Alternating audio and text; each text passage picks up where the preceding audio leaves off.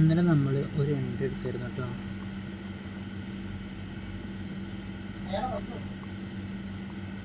15 മിനിറ്റിൽ ക്ലിയർ ആയിട്ടൊരു break out ഉണ്ടായിരുന്നു. ഈ ബ്രേക്ക് ഔട്ടിന് ശേഷം 5 മിനിറ്റ് ചാർട്ടിൽ വന്നിട്ട്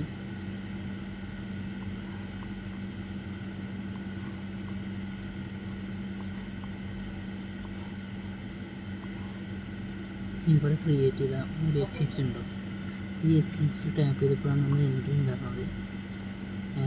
ഈ ബ്രേക്ക് ഔട്ടിന് ശേഷം ആ ബ്രേക്ക് ഔട്ട് ക്യാൻഡിൽ തന്നെ 5 മിനിറ്റിലൊരു എഫ് ഉണ്ടായിരുന്നു. ആ എഫ് നിന്നാണ് നമ്മളൊരു എൻട്രി എടുത്തിട്ടുണ്ടായിരുന്നത്.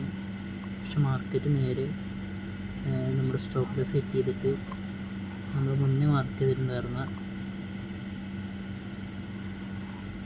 1 ഡേ ഹൈ സീപ്പ് ചെയ്യുകയാണ് ചെയ്തിട്ടുണ്ടായിരുന്നത്.